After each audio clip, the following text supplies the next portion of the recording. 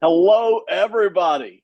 This is August, and the NFL season is right on top of us. But before we get there, me and Simon Short are doing offensive lineman rankings. And basically, we took each position: left tackle, left guard, center, right tackle, right guard. And we came up with our top five. We didn't always agree, and that's fine. But we're sure excited that you're a part of it here tonight. This is the Boxscore Network. Simon, how you doing tonight, man? I'm awesome, Ben.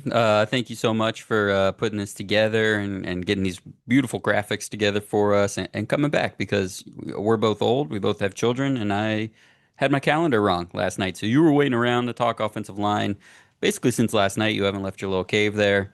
And now I'm finally here, ready to go, ready to keep this rolling. I was watching a little Drew Dahlman film again just before this because what else Yes. do we do on a Saturday night?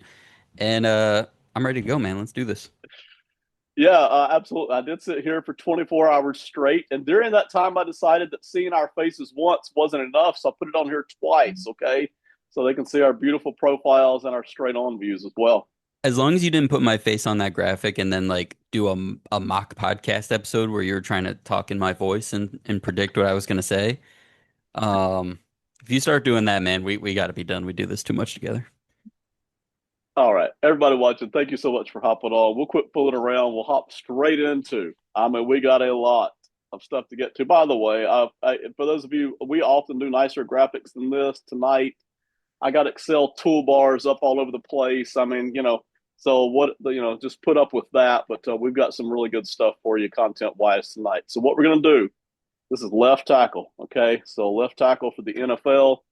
This is Simon's 1 through 5. All right, S for Simon. This is his 1 through 5. The parentheses, that's B for Ben. That's me. For those of you who don't know, so if you see number one for Simon, when we get to it, that'll be my number two left tackle, so on and so forth. And the H is for honorable mention. That's somebody we liked, didn't get into our top five, but got into the other guy's top five. We were really close on most of these on which Hmm. guys belong, but there were one or two groups where there were actually two guys that didn't even fit. So we'll get to that. Left tackle. Simon, let's go ahead and reveal really, number four on my list, your honorable mention for left tackle. So I'll just start with that on this one. Christian Darrisaw. You know how much I love Christian Darrisaw. I've got him as number four. I'll talk more about that in a second. You didn't get him in there, but I'm sure you got reasons why. So go ahead and start us here. Christian Darrisaw, the Vikings.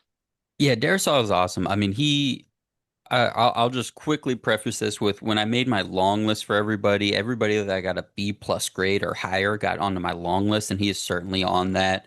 I have him as a top 8 left tackle. He's strong as an ox. He lets players into his chest, but never all the way into his chest, if that makes sense. And then he just anchors down and traps him in there like a freaking bear. And one of the few players that put Jared Verse on the ground, which is pure strength last year, which was a really fun rep.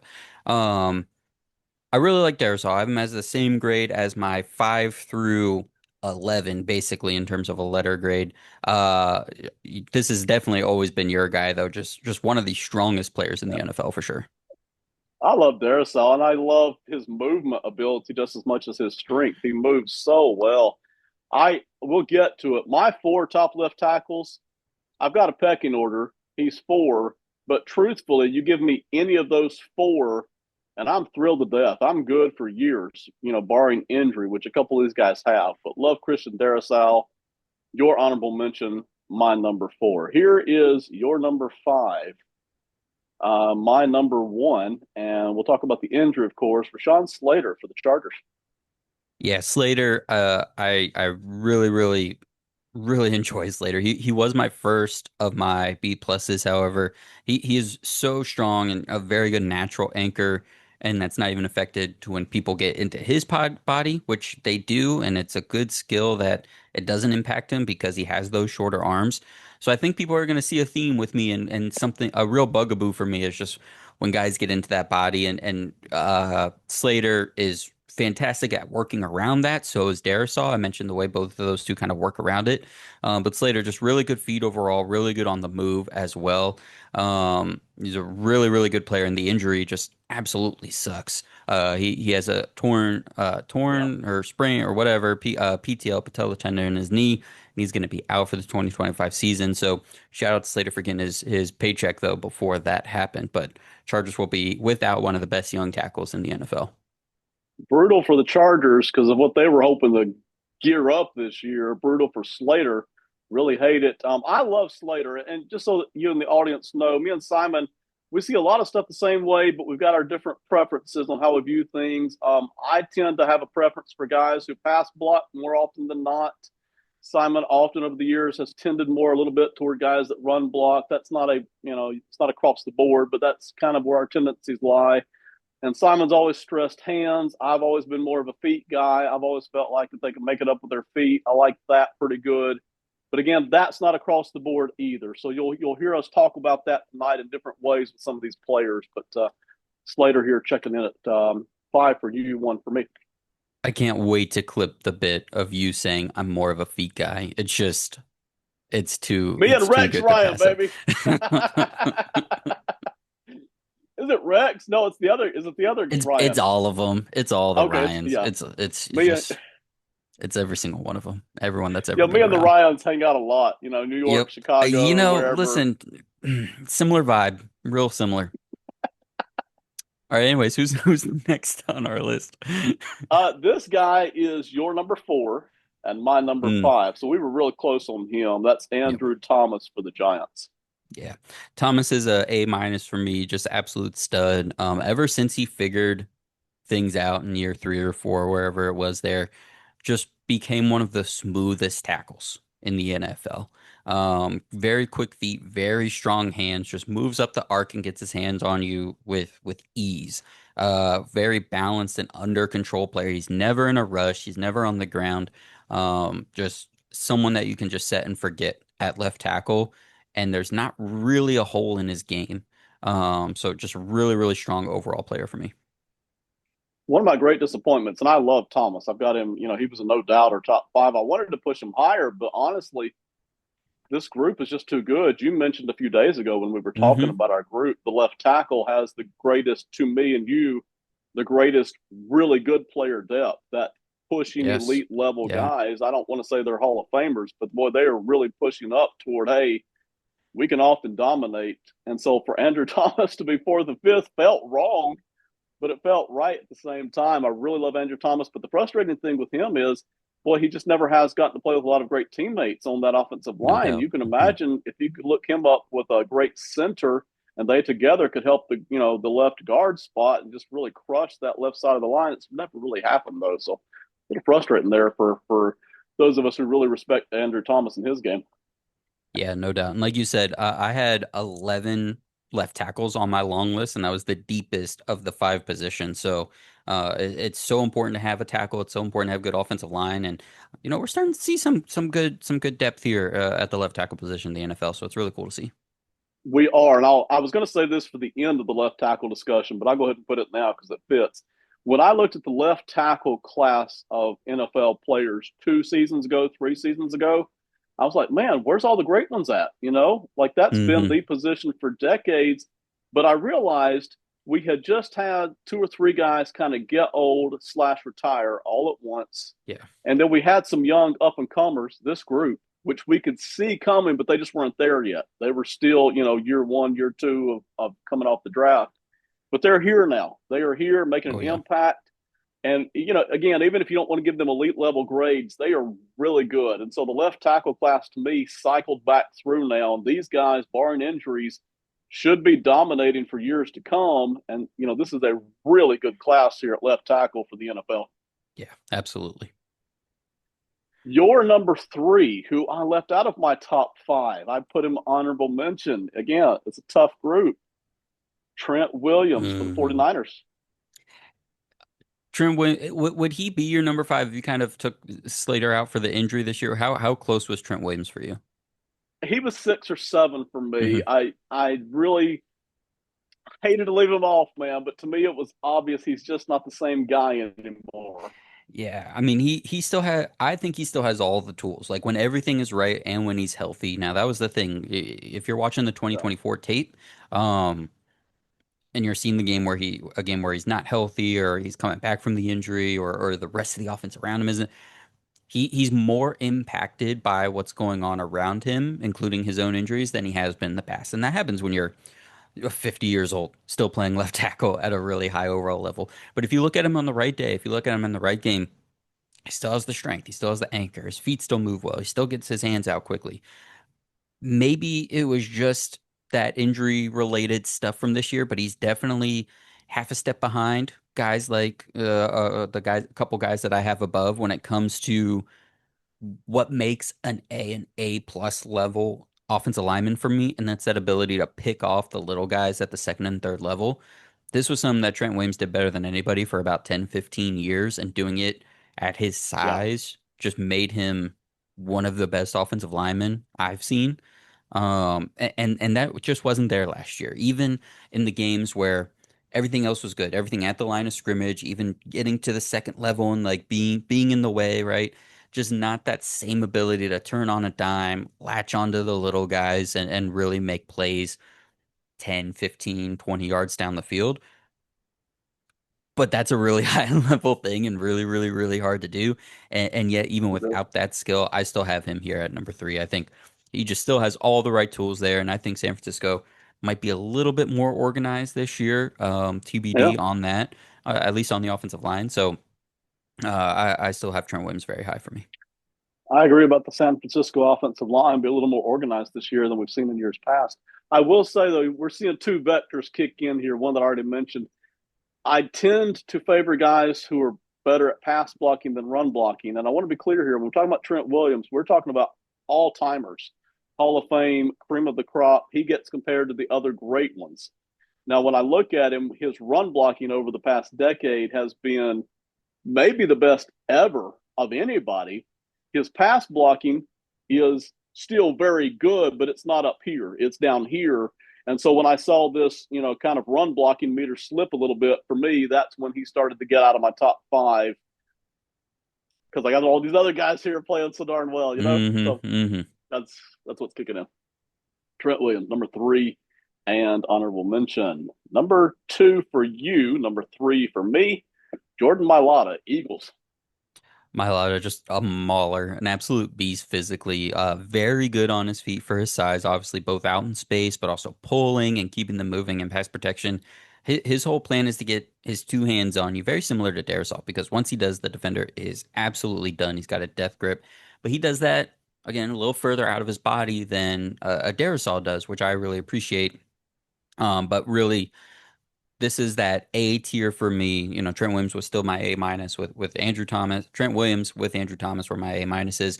Mailata is up to an A because he is one of those guys that is good at being out in space and finding those little guys and getting that extra, turning that explosive run into a double explosive run when, Saquon's got two guys to beat and he's behind Mailata and he knows that guy as a 330 pounder is actually going to knock one of those guys down. So that's a big thing for me. So my Mailata I gave an A, and it feels like he's just gonna keep getting better because of that long kind Yeah. of trajectory he had, and he's still young.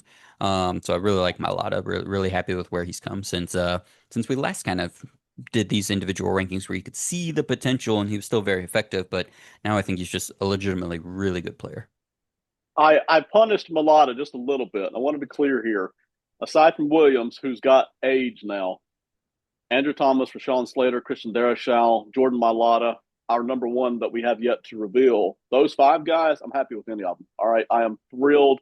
Boy, I can do a lot of things with any of those guys. They're each a little bit different, but I can do almost anything I want to. Nothing's going to stop me from winning football games with those five guys. But I punished Mulata just a little bit because he's only always ever played with other great offensive linemen, and he's had the benefit of the best offensive line coach in the NFL. In my head, I'm always thinking, well, if we go back to kind of the Madden rating, as you call it, or the talent base, if Andrew Thomas or Slater or Darrisaw were put in that same situation, would they not look as good or better? And if Mulata were in one of their situations, like the Giants, would they look worse? Now, again, ifs, ands, and buts. It really doesn't matter. So I've got Mulata at three. You've got him at two. I love him, but I did take just a little bit off because of that.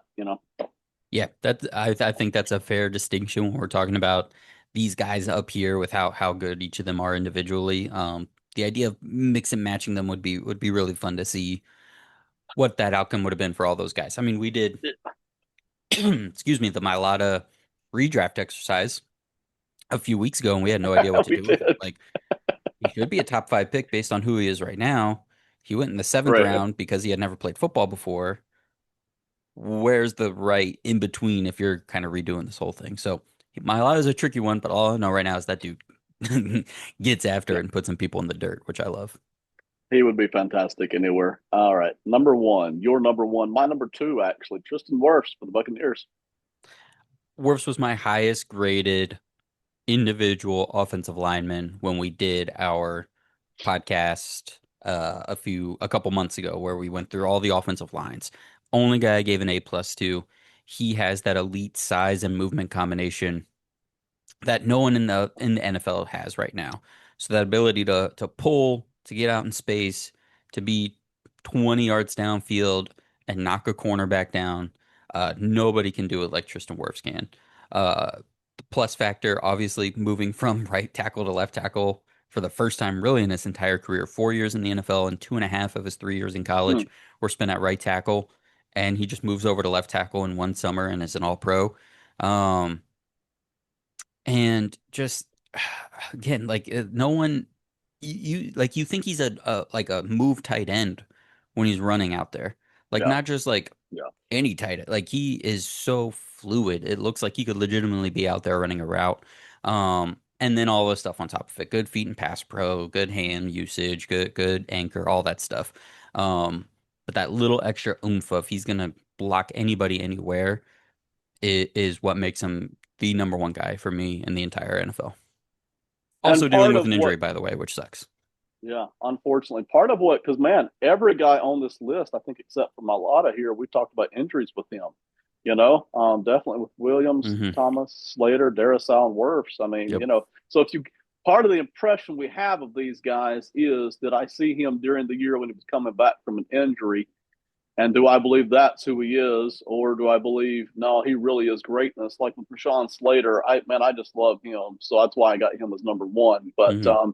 now Slater's heading right back into another year of injury. So it might be 2 years before we see, I say 2 years. It might be, what is that, 18 months before we see Slater back Right. to his true self again, Right. even though I Hmm. love that guy to death. So Tristan Wirfs right here at the top for you, number two for me. All right. Anything else on this left tackle group, man? It's a deep group. I mean, there's so many guys down in my long list of honorable mentions. Taylor Decker is also dealing with an injury. Jake Matthews, young guy Charles Cross is still playing really good for Seattle, even when they've had bad lines. Um, if I had to pick one guy to kind of sneak as my fifth, if Rayshon Slater isn't, we're not counting. Laramie Tunsil and Deion Dawkins are two guys I still really like. Gave them both equal grades. Left tackle is just in a really good spot in the NFL right now. Those guys are huge difference makers. So a lot of teams should be happy with where they're at.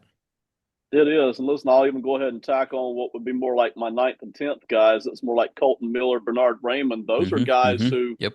if you were just valuing Madden ratings at these other positions where it's not as much depth, they would be maybe pushing top five or in the top five. I'll get to another position later on the night where the depth just wasn't as strong from a talent based Hmm. standpoint. But boy, they're here. They're like my 9 and 10, you're 11 and 12 because the depth is here. Yep. Charles Cross was the one guy that you mentioned that I had really high up. I didn't put him top five, but boy, he looks like he's close. If and that would be huge for Seattle. He looks like he's getting there to what people thought he would be when he was getting drafted. Let's move on. Left guard. A little bit of overlap there, so I apologize for that. Let's start at the bottom. Your number five left guard is my number three, Tyler Smith, Dallas Cowboys. Yeah, I like Tyler Smith, and I wonder if they didn't have to do so much left tackle, left guard, back and forth with him, if he might be a little higher on this list at this point for me. But strong, good anchor. He's athletic. He can block at the second level. He gets a little push in the run game, just like moving straight forward, but not a ton. But just overall strong, solid guy all the way around. And you wonder, they're already dealing with the Guyton injury. You wonder how they're going to move him around, kind of deploy him throughout the season. but just a guy who's going to be rock solid at any given week. So I do really like Tyler Smith. I will say he's my lowest overall graded person of my 25 picks here. I gave him a B, just because I didn't feel like there was one thing that like really stood out with him.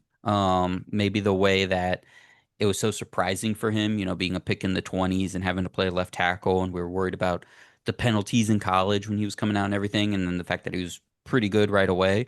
I don't feel like we've seen that like additional step from him just yet, but still a young guy that I'm a big fan of. This was the only group left guard where you and I had the identical top five, and we didn't even have them in the same order, but we did agree on who the five guys were. Yeah. I didn't feel like it was super hard. Matter of fact, I when it came down to it, I had about seven guys who made the short list for this Hmm. left guard position, and it wasn't super hard to get to the five, to be honest. So Yeah. left guard, I thought was the easiest to kind of analyze, even though we do have a little bit of a mixture there. But you're right about Tyler Smith. It's rare for me to have a guy I like in the draft, not love, like, and then I like him even better once he hits the NFL. That's kind of an Yeah. unusual combination, but that's what happened with Tyler Smith. It's like, man, I like this guy, and then he hits the NFL. I'm like, wow. If I didn't know he was doing all that, I'd draft him even higher. Hmm. Good job here for the Cowboys to pick up Tyler Smith. And yeah, you're right. It's a great point you make. If they hadn't been moving around all this much time, and quite a bit of he kind of comes in not during the Cowboys elite days. He comes in during the old age, start to mix and match days. So Yep. again, you wonder, if he had had a little bit more settled pieces to work with, if he's not even better at this point. It's a great question to talk about. Number four for you, my number five. So we were really close on this guy, Steve Avila of the Rams. Mm. Just raw physical strength, man, and it shows up everywhere. His anchor and pass pro, his overall size, just when he's trying to take up space on double teams or take on a nose, pop in the run game, both just pushing straight ahead and yes, getting out to another level because he is very good on his feet. And you can see why. Even as a rookie, he was playing pretty good center for him. Now they wanted to move him to guard back to guard last year, his natural position. But with feet like that, you can and in a McVay offense where traditionally he's been a zone scheme guy. They went to more of a gap scheme over the last 2 years. But you can see where that flexibility is because you can really see him moving in either direction and being really good at the pivot. But just really good feet and just a freaking rock, man. It's super fun to watch Steve Avila. So that's a guy that I'm glad from year one to year two, and with the weirdness of the Rams offensive line last year getting moved out of that position. Um, just really happy to see he continued to develop. So really good year for Avila, and really look forward to what he's going to do this year in year three. He was real close for me to guys number 6 and 7 on the list, who I'll honorable mention later. But when I kind of kick in the idea that he's still so young, Hmm. this is where I kicked him on into the top five. I loved him coming out of Kansas State. Kansas State is starting to catch up to the University of Iowa in the idea that you kind of expect a certain a style of offensive lineman coming out of that school. The only question is how much talent do they have? Well, when they get hold of a talented guy, boy, do they coach him up. Do they get the most out of him? And so I'm always really excited when a guy I like in the draft starts really panning out here in the NFL. Steve Avila is one of those guys. He's done so well for the Rams. He's not. I don't think he's anywhere near yet where he could go, but I already see it in just his very young career of where he could launch pad to. So all things are pointing to the idea that he could just be an absolute stud for the Rams for a long time to come. Coming in there from Kansas State. Your number three and my number two, so I like him just a little bit better than you do. Joe Tooney out of Chicago now, used to be for Kansas City, of course, for a while. Yeah, very strong and good hand use on Tooney still, good on the move, good feet. He can still pull and get it out on the move a little bit. Not a lot of popper push in the run game, more of a sealer, kind of engager type of guy. Get his hands on you and move you to where he needs to. But really it is that pass protection with that anchor in the good hands. The guy's just never in his body. He's not getting pushed back. He's going to create a really solid pocket for the quarterback. It's why the Chiefs put him at left tackle for a little bit last year. It's why the Bears went out and made the move for him, even as he gets older and wants another contract. He's going to really help solidify that middle for Caleb Williams and Ben Johnson this season. So Joe Tooney, always been a U guy for sure. Yes. I adore him. I do. Like you said, that not getting a lot of move in the run game. He's not really pushing a bunch of dudes over the way I want, but he is just steady and stout as they come. Yeah, and listen, I that's why I've never had him as being truly elite year in and year out, all pro Hall of Fame stuff. But you talk about just that next level down and to where he might could, once his career is done, be in those kinds of conversations on the lower end of that ladder. I love Tooney. I absolutely love and adore Tooney. And you're right, the big part of it is the pass protection, because we mentioned right at the outset, I tend to favor guys that are good at pass protection. And his pass protection is so good, so smooth. You're right. He never crushes people, almost never. He's not a pancake road grader kind of guy. And while he can move out and block in space, that's not the thing he does really well. The thing he does really well is pass blocks. And he's so good at it that he's one of the best ever helping left Mm-hmm. guards I've ever Mm-hmm. watched. I can't tell you how many years I've seen him help left tackle, which over the past 3 seasons has needed a lot of help Mm-hmm. in Kansas City, and even help center because as good as Creed Humphrey is, he's still young and needed help at times.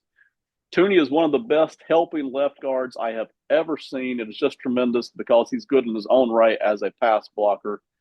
Every once in a while, you'll find him needing help against somebody, maybe one of the bigger, stronger, really truly elite defensive tackles. But in general, he holds his own and then some. So there's been many years I would put him right at the top of this left guard group. I've got him number two this year. You're at number three. Your number two, my number four, not a big difference here. Guy we both like, Landon Dickerson for the Eagles. Eagles going to have more than one participant here tonight, to say the least. Yeah, when I was typing my notes into my outline for tonight from my notebook, I spent the longest time on the Eagles page for sure, Right. just getting all those guys put in. Um, Lynn Dickerson, first off, I just want to share my own personal bias. When I first really started caring about the draft, I wanted the Steelers to draft Dickerson so freaking bad, man. He Mm, was like the perfect crossroads of starting my like college scouting process and falling in love with the offensive line. And it's all about Landon Dickerson. So like there's a little bit of this in here. But he's also just the coach's dream. I mean, think about him being at Alabama of all places and playing left tackle and center for them. So that already tells you like, okay, who this guy is and what coaches think of him. Um, he's the definition of loses slowly. He's never at a position or at a disadvantage at any point in the rep. He's truly a student of the game. He can mix up how he plays uh, throughout a series or from game to game. He resets his feet. He can reset his feet or keep them moving consistently. He can use a quick punch or two hands to engage with the defender and just unbelievably strong, but just keeps his feet moving. He never just relies on that. So really good technician, really, really strong, and just is like Tooney, a guy you just never really have to worry about. So I love what he does, keeping a pocket clean and being able to get some good push in the run game as well. So really, I love Landon Dickerson, man. He's one of my favorites. I didn't think about this at the time, but having mentioned it with my lotta earlier, you see, I've got Dickerson number four. I may also, without even thinking about it, Yep. have Hmm. punished him a little bit, for the Yep. same reasons. I did it with Mulatto on purpose because there was so much talent over there. Right. I didn't do it on purpose with Dickerson because I do think, boy, after you get past our number one guy, Dickerson Tooney, Hmm. I think there's a pretty big difference there. Honestly, he probably should be ahead of Smith for me as well, in all honesty. But again, I did punish him a little bit for that. Like, man, he's got the best offensive line coach in the business. And boy, he plays next to my Lotto on one side, and he's played next to a Hall of Fame center on the other side for most of his career. So yeah, I did take a little edge off there. But hey, listen, if you plug in Dickerson at left guard, any team, anywhere, you are thrilled. I mean, you don't ever even think about a replacement for a decade. All right. So just absolutely thrilled. Ready for number one? Oh yeah. My number one, your number one, Quentin Nelson, Indianapolis Colts. He's back, baby. I mean, you watch last year's tape, and it's like he never left. The pop, the strength, the anchor are all back now.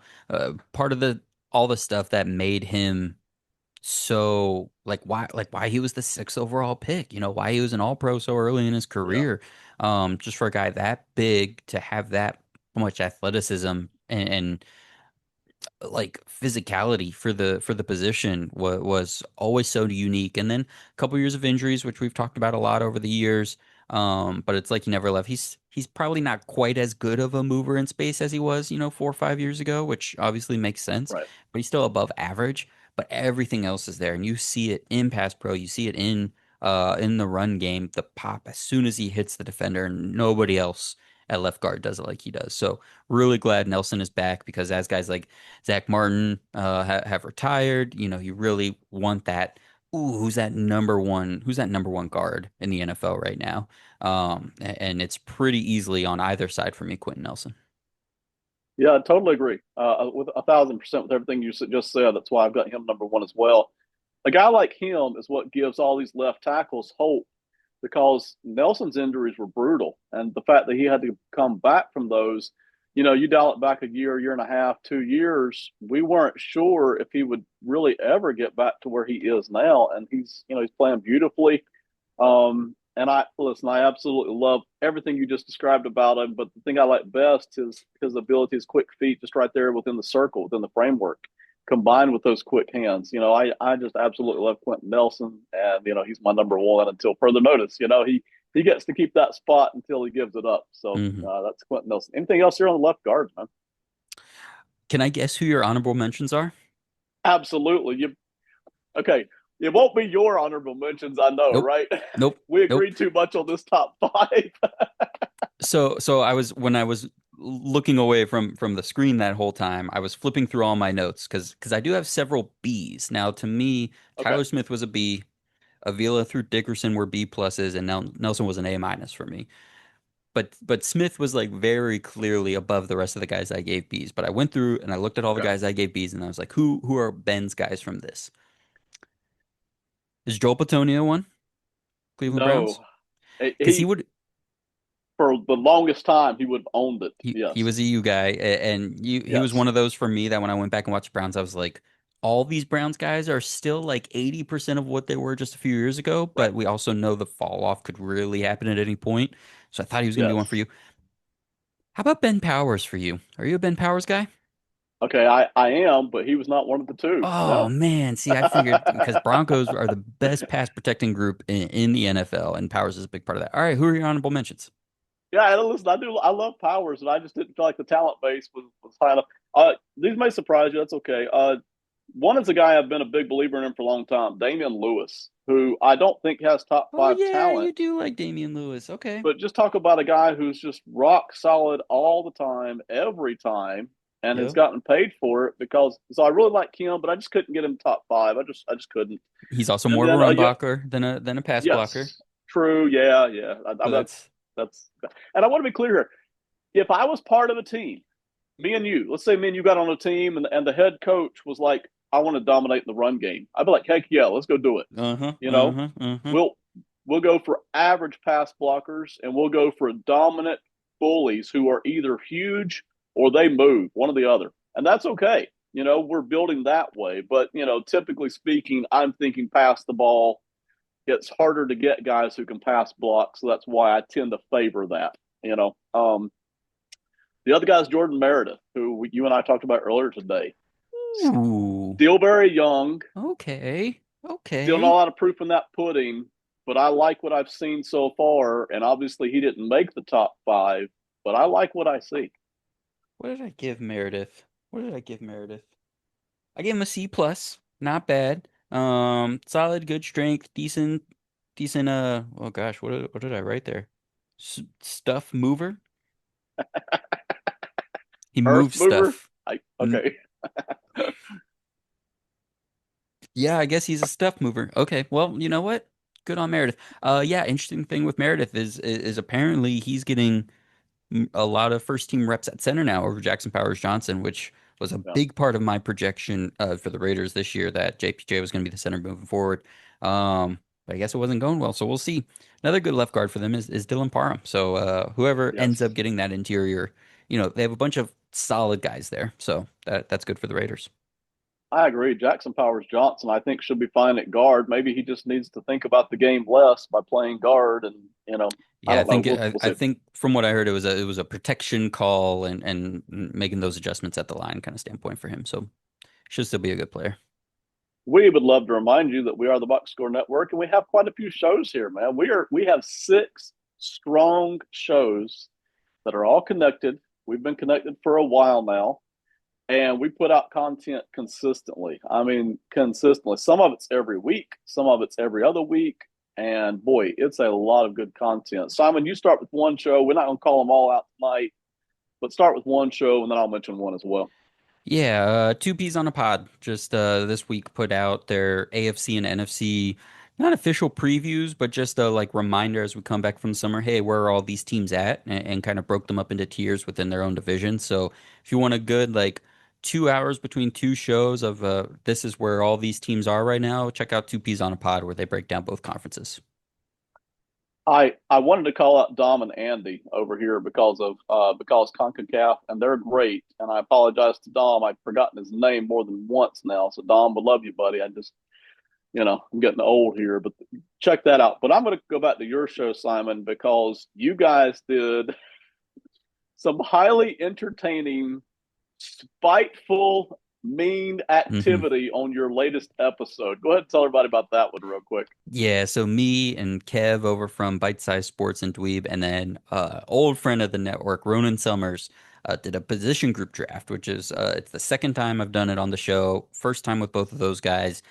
Just trying to get a nice little preview of, hey, who are the strongest position groups in the NFL? Once one group is taken from a team, that team's eliminated. So we got to talk about 15 plus teams in doing it. And yeah, whenever me and Ronan get together, we try to screw each other over as much as possible. It really takes me back to the old Stat Sheet podcast days, Ben. And yeah, it was a good time. It was a lot of fun. I do think Sans Rayshon Slater injury, Ronan actually did probably win the draft though, but I won because I messed with Ronan as much as I could. Hey, you did your job, and that was to get Roland stirred up. Because when he's Yeah. stirred up, he's funny. I Yeah. mean, he That's is when it's good. he could do stand up comedy. All right. Now he don't always bring that side of himself, right? But Yeah, he when he needs a does, heckler. and you brought it out of him. That was beautiful. Well done. Very well played. If you're in our audience, please check it out. Those are the three of the shows I mentioned: Tricky Takes, In the Flat, Odds on Favorite. Go check them all out on Apple and Spotify as well. Let's get back to it. What y'all came for? Center. Mm. I'm going to start. We'll leave out the honorable mentions here because those are my number 2 and number 5 guys. They're your honorable mentions. Okay, so what we're going to do, we're going to start with your number 5, who only got honorable mention from me, Elton Jenkins from the Green Bay Packers. Yeah, baby. Now let me ask you a question here before I give you my thoughts on Jenkins. Did you really even consider him for your center rankings, or now that it's kind of really his first official year being Green Bay center from training camp on, did you kind of just leave him off the consideration, or is he baked into your center rankings when you were really putting this together? Yeah, I kind of already knew he wasn't going to make top 5, but I just have such a healthy respect for him as an offensive lineman. I knew he had to be in the mix, so I did include him in consideration, but I already kind of knew he just wasn't going to make that top 5 cut for me. Jenkins has been one of my favorite guys, going back to when we, Yeah. first started doing this together a few years ago. I love the positional versatility. Like, don't forget, like, 4 years ago, they had this man playing tackle a bunch. I was like, I would watch him like, this Jenkins guy, he's not a very good tackle. And it's like, well, he played center in college and he really plays guard. I was like, oh, well, he's pretty good at tackle then. That's cool. He's going back to center this year for Green Bay for the first time in his NFL career from a full-time standpoint, but just quick hands, strong anchor, like another one of those just stout interior guys that does not get beat. And he can still move and make contact at the second level, even as he gets a little bit older. Um, so I like, again, just like, can I get a big mean dude in the middle as much as I can, as opposed to some of your guys down there at the bottom. And I was excited for Jenkins to play center. I'm excited to see what it looks like for Green Bay. Jenkins was a guy, and again, he came in about 7th for me, not ninth or 10th, somewhere around 7th where I ended up placing him. But if I have him at center, I feel like I'm fine for a couple of seasons. I'm not looking to replace him. I'm not feeling resentful about having him there. He's very good. I like that. I just didn't have him talent wise any higher than that. So That's where we had him. Number four, you and I agree on. By the way, this was the biggest difference in guys that we didn't have in. So I got my five, and only three of them are yours, and you got your five, and only three of them are mine. So this was the had the biggest leftover group here. But we did agree on number four, Zach Frazier, our guy, baby. This is our guy. I also love the yellow helmet you got in there. Nice job by you. Yes, yes. Uh, yeah, Zach Frazier, just another really solid high floor player coming out of college. High IQ, strong, good anchor, good push. Can get to the second level and be a little more effective than I thought he could be as an NFL player coming out of college. Obviously, just 1 year in the NFL for him so far, but I think he already proved to be just really consistent and really, really steady as a second round pick for Pittsburgh there. Um, I think he might be better than a guy I have a spot or two higher.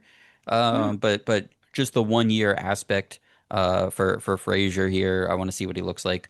With a guy like Aaron Rodgers behind him, who might put a little bit more pressure on him, or we'll see how that goes. But Zach Frazier, I think, just a really good overall player, really high floor player for Pittsburgh. That's that you put it all fantastically. Now, I was so huge on Frazier coming out of the draft.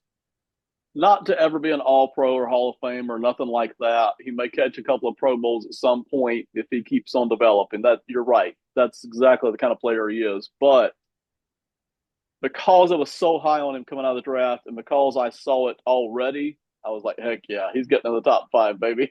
Unless I just got to leave him out, which I didn't. The other guys I was okay leaving out of the top five. I thought center honestly kind of ran out of your elite level guys real fast. I mean, Yep. it's a lot of plug and play guys who usually will be on the plus side of the ledger, but not always. They're gonna have their weeks where they struggle a little bit too. But I love being able to put Zach Frazier in there at center, hopefully for the next 8 to 10 years. I mean, that's what I would love to see. To your point at the position as a whole, and it's probably why it's the biggest discrepancy of our five, Yes, is I yes, think I have the most C pluses at center that I do at any position. It's just a lot of like, okay, yeah, that's effective. And I think teams have just right, figured out how to protect a guy who's not that talented. They want the high IQ guy more than the high talent or athleticism guy necessarily. They'll let the other guys yeah, handle that. They just want a guy who's going to call the protections, be smart, move a little bit in either direction, have good snaps. You don't always quite need the top tier guy, but man, if you can get him, it makes a huge difference. it does. Yeah, I listen. I'll never put center at the back end of the list for guys I want to be good, but I don't. They don't have to be Hall of Fame level for me. That's also not a requirement. They need to be They need to be on the plus side and smart and have a certain amount of anchor ability. Yeah, this center is the one spot where I do need them to anchor down. Oh yeah. I'm not everywhere, but I really need my center to be able to anchor down, for the most part. Your three, my two, Tyler Linderbaum, Ravens. Yeah, Linderbaum, just the Frazier clone from the year before, basically. I think a little bit of a better mover, and good at the second level. He was that already coming in. Strong anchor in hands, and just that extra year of experience. I think he and Frazier are very much very similar players. I think Frazier's maybe a little more stout. I think Linderbaum maybe a little bit of a better mover, but I think both guys were ones that had some questions coming out of college, but were both very clearly high floor centers.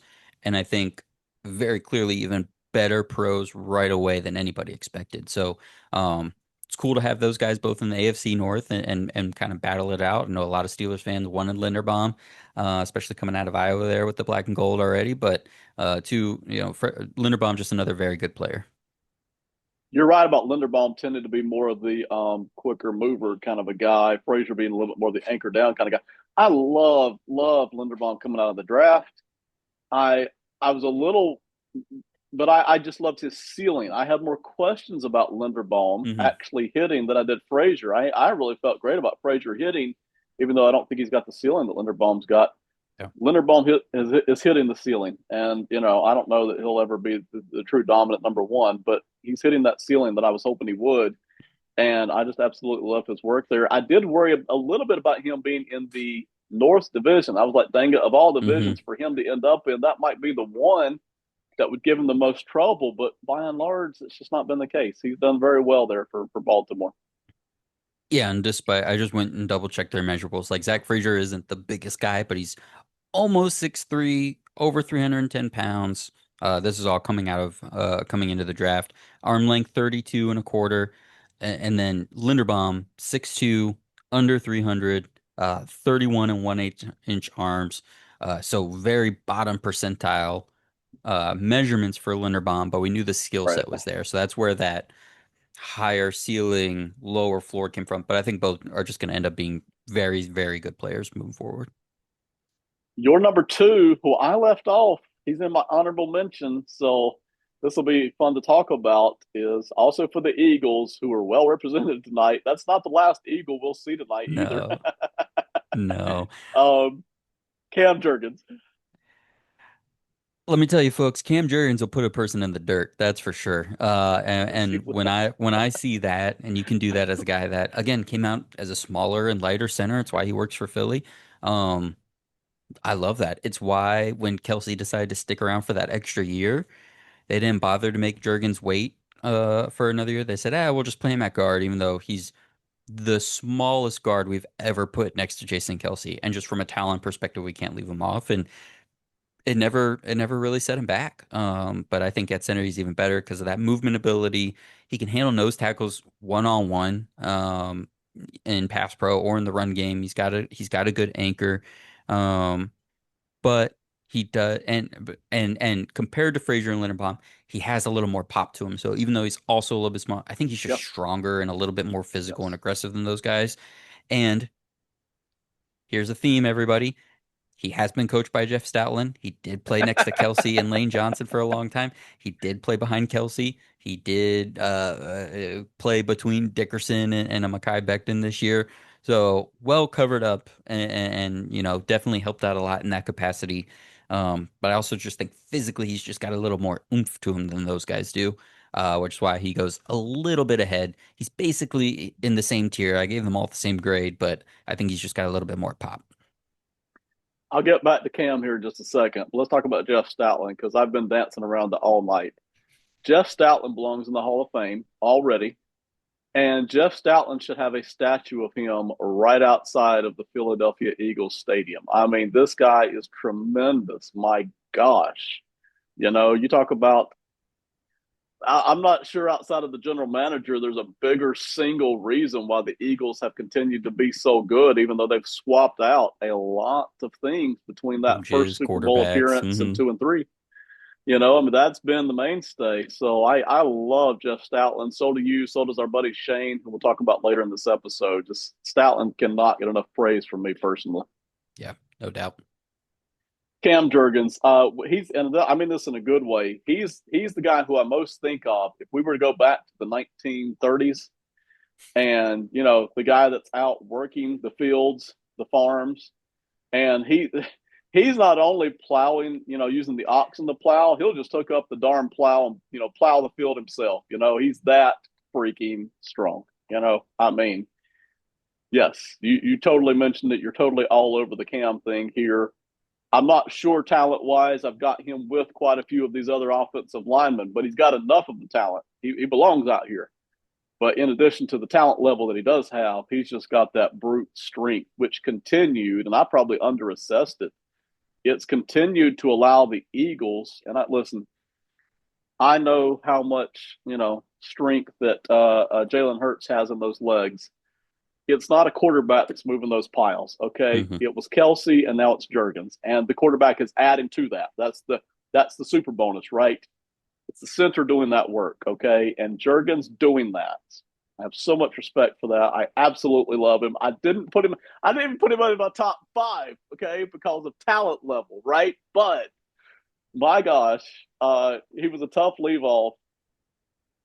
Geez, that strength is just brutal. And boy, he absolutely deserves to be out here every bit. So that's Cam Jurgens. My number one, your number one. We had a few number ones that we did agree on here. Creed Humphrey, Kansas City Chiefs. Yeah, there's not a lot that has to be said, man. I mean, just, he has everything. He's so strong. He's so fast in Yes. space. He's quick off the ball. He's technically sound with his hand and feet being played together off of each other. Good anchor and really good push in the run. I mean, he literally has everything.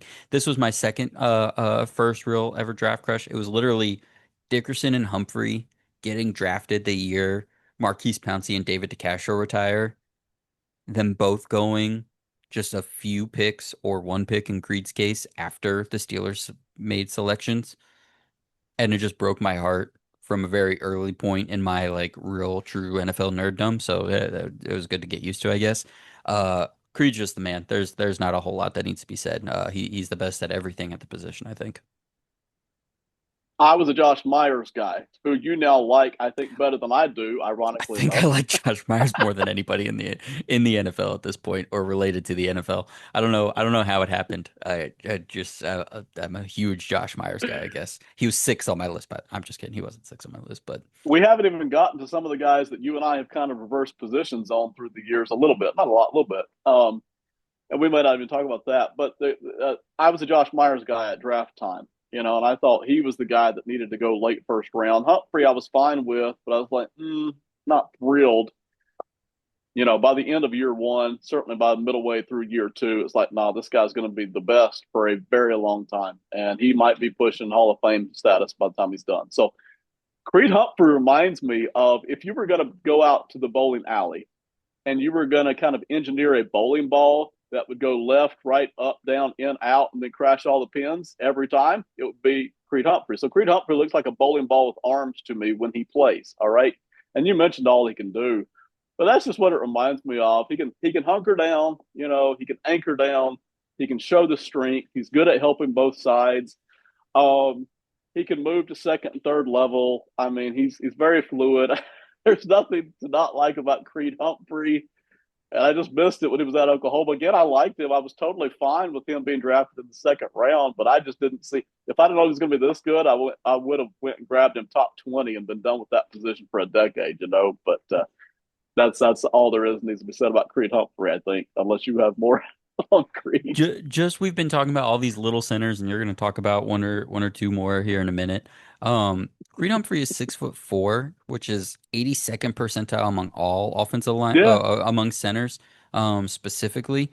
But he also is 82nd percentile in the 40-yard dash, 95th percentile in the 10-yard split, 91st Mm. percentile in vertical jump, 93rd in the broad jump. Just an insane athlete and huge and technically sound. Just Mm, does it does not get much better. Yeah, if you're a draft guy, if you're a draft analytics guy, which we are to an extent, if you're a draft analytics guy and you love combine numbers, that's your guy right here. This is your poster boy, Creed Humphrey. Maybe I should have paid more attention to that coming through because I did like him. But to me, he doesn't look like he plays tall. When I watch him, he plays low. And I think that's one reason I don't ever think of him that way. He doesn't play tall. I've seen guys, like Orlando Brown, who I've tagged a lot over the years, just playing high. I'm like, man, I don't like that. He doesn't play high. He plays low. So, hmm you know, hmm love him. Automatic Josh number Myers one for was me. 6'5", 310. Maybe that's why I liked him. Yeah. So, all right. My number two on the list, who you left out, Eric McCoy of the Saints. This is a guy, I'm going to go ahead and talk about him for a second. This is a guy that for the first year and a half, I didn't care about. I was like, I don't see it, man. I'm just not seeing it. And everybody was like, no, wait, it's coming. Simon even was like, no, wait. This was one of the guys we flipped on. Yes. Yep. Well, come I lose track of years and everything, but come what late second, early third year, I was like, okay, I see it now. Here he comes. He's finally clicked. And then at the start of last year, before he got hurt, I was like, oh my gosh, he Yeah. is nailing this. hmm I'm watching him because I get all the most of the NFC South games in my region. I'm getting to watch him every week, and I was like, wow. And then when he got hurt, and I saw the Saints offense, take a nosedive, I was like, my goodness, this guy's really doing a lot. So he's my number two. You didn't get him in. There's reasons for that, but that's Eric McCoy of the Saints. Yeah, I still like McCoy. I gave him a B, so he was right there on kind of on the bubble for me. Um, Still a decent anchor and really good recovery, really high awareness, high IQ player. And he can still get to the second level. Like you said, that's what the Saints offense was Yeah. built on last year for those first 2, 3 weeks, it was him and Cesar Ruiz, another guy that's a big one of mine.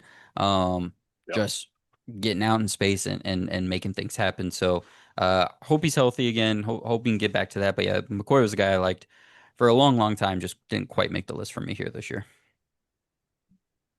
My number five, your honorable mention, so not a big difference there, is Drew Dahlman of the Chicago Bears. Yeah, Dahlman's not really my cup of tea necessarily. Now, I will say I mentioned earlier that I watched a little bit more of him again, and I think I probably just had this idea of him, and he's not the stoutest guy. He's not a Frazier. He's a little bit more like a Linderbaum, but one that plays in that zone blocking scheme. And so when you're a center and you're under 300 pounds and you're just kind of running outside to side more, I kind of turn it off at that point. But listen, when I went back and watched, I gave him a B. I think he's strong and aggressive for his size. The few reps that he is just trying to anchor down or maybe just steal a big nose tackle out of the way, he does a really good job of that. He's good on, but he is good on the move. He is light and quick on his feet. One hang up I had when watching is he can get for as fast as he is, he's not the quickest off the ball. So you can cut across his face pretty quick if you want to, and kind of get after him because he's a little bit lighter. But man, he's just pretty solid. And like I said, strong and aggressive for that size. So that combination of being quick and fast, but also pretty aggressive. That'll also serve Caleb Williams well. You don't want that pocket to collapse early though, which is why you put him next to a Tooney. But I think this is a good player, and the Bears will be happy to have him. Depending on what offense I run, I have no problem plugging Cam Jurgens in here, a slot or two ahead of Dahlman. Dahlman, too, you mentioned it, was a guy that I kind of always mentally have just checked off. And I think that's because his first year or two just was not, anything, Hmm. and I just wasn't impressed. But when I went back and watched the tape, I was like, man, he's a lot better than I had in my head. Yeah. I just like his work a lot better than I thought I did. And, for the Chicago Bears to have wanted him, because I kind of looked at that during the offseason like, that's not thrilling to me, especially, it's fine. They've upgraded. That's important. But the more tape I watched, it's like, wow, yeah, okay. And now that I see him working for the Bears here, I think they're really going to use that ability. You're right in everything you said about him. All right. There are flaws in his game. I don't think he would ever be a top two or three center. But boy, with this offense, I think he's going to do very well. I think it'll use his skill sets better. And then again, I got into the fact of, hey, the center position just kind of runs out real quick on the elite guys. That's why we have a Zach Frazier here at number 4. We've got a Jenkins sitting at 5. We've got Mike Dahlman as my number 5. I liked him. And the one kicker for me was, boy, he's younger than I remembered him being. Like, Hmm. he's still Hmm. heading into year 5. And I think mentally I just checked him off as didn't love it, see you in a few years, you're a backup kind of a thing. Now I feel like he's a lot better than that. So again, is he an automatic top 5 lock? No, it depends on what kind of offense you're running. You really need him to be in the right kind of offense, but I think he's there in Chicago. Yeah, I'll be really interested in what Ben Johnson does, and maybe that was part of it for me, where you go from a Frank Ragnow who's that 6'5", 310 pound mauler. And then Yeah. Drew Dahlman is going to be like, I'm a little confused about what they're going to do. And the reason why we think Dahlman is older than he is because he just kind of slid in that Matt Hennessy spot, who was playing center for the Right. Falcons there for what, 1, 2, 3 years. So they've just been cycling these centers. It was 3 years of Hennessy. It was 3 years of Dahlman. And now we got Ryan Newsel. Ryan Newsel is just a name I want to say, who actually, again, a little better than I thought he would be. But yeah, they're just mixing in these. Okay, who's 6'3", who's less than 300 pounds, who can move a little bit. They're just cycling those guys through. I will say Dahlman is not a guy I expect to be around Chicago for 5 to 8 seasons. He's a guy that they're going to bring in right away. I feel like to do a lot of movement stuff up front, which Detroit did a lot of. He's kind of the cheaper version of that. I say cheaper; they had to bring him in on some money, but he's kind of I feel like he's the guy they're going to just put in there for the next couple of seasons as Ben Johnson gets everything else fixed the way he wants it. Then they'll revisit this here in a couple of years and get in the bigger guy who also got the movement, who they would really want to build around. But I think this is just what they had this year. that they liked. I do feel like they're going to have more movement this year on that offense. Right guard. We have again 5 guys for you, 5 guys for me. They only overlap in 3 areas. All right, so we'll start off with your number 5, who is my number 5, Kevin Zeitler, our Oh guy, yeah. baby. Oh yeah. Just another guy that's still just doing it. I mean, I turned on the Lions tape and I just did not expect because he just the Lions have been rotating that one guard position for the last several years now, and Yeah. when he leaves the Ravens, it's kind of like, okay, if the Ravens are letting him walk, like that's not a good sign. And then the Lions let him walk pretty quick too. That's not a great sign. But listen, man, he's still good at getting to the second level and actually and moving people and being effective out there, which is really cool for the part of his career he's in. But he's also got that strong anchor, strong push right at the line of scrimmage in the run game. So just a still a good player overall. It's like he hasn't really even lost a step from the last couple of years. So Baltimore was just ready to go to some younger guys at guard, and the Lions also are just kind of transitioning, and he got that big contract with Tennessee. So I think the Titans are gonna be very happy with Kevin Zeitler for the next year or so. If it weren't for Zeitler, Tennessee wouldn't have any representation on this list at all. But I really like Zeitler's work. Zeitler is a guy to me. I love the attitude. I won't stay on him for long, but when you talk about the age, he's been in the league a long time now.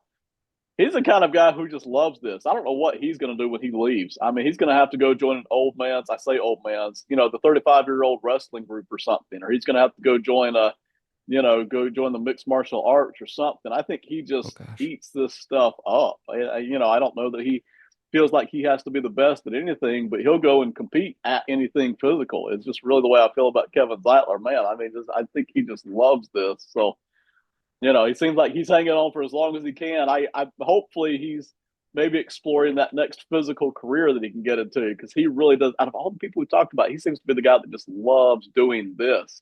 Every day is you get up in the morning, you drink your coffee, and you go hit somebody. It just seems to be Kevin Zeitler to me. Let's just be happy he found football, and if that's his calling.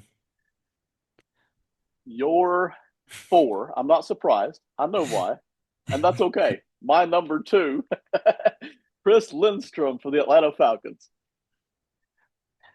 Listen, I've never denied that Chris Lindstrom is a talented offensive line. He's just not my cup of tea. He's a guard that's Did you 6'3".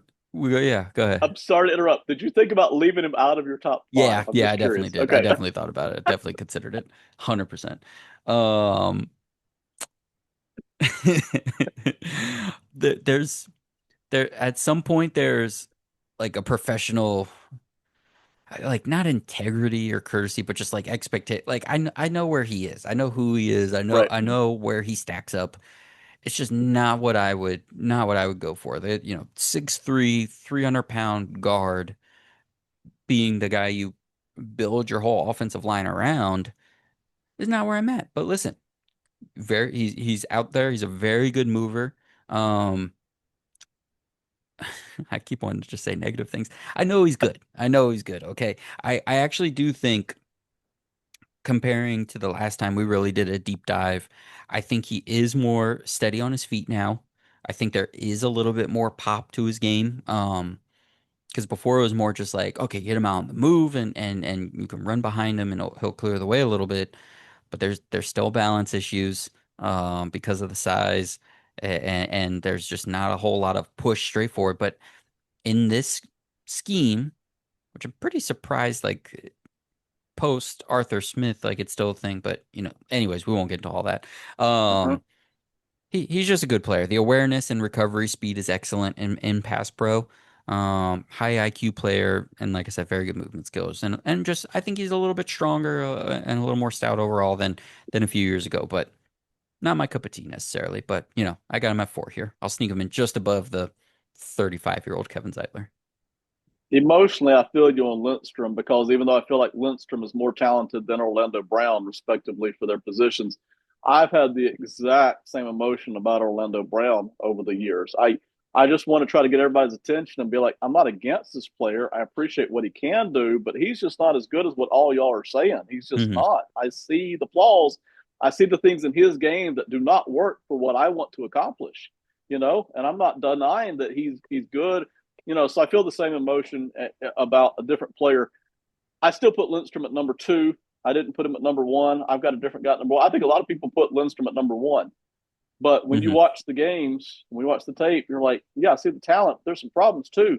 And honestly, right guard was a position which I thought there was a lot of flux. I kind of ran out of other guys I really wanted to put ahead of Lindstrom, but I feel you that there are things in his game that really kind of keep him from being that elite guard. I just don't think he's that. He's just like, well, he's talented and he does offer a lot, so I got him at two. But still, it's not as if I don't see him as automatic number one at all.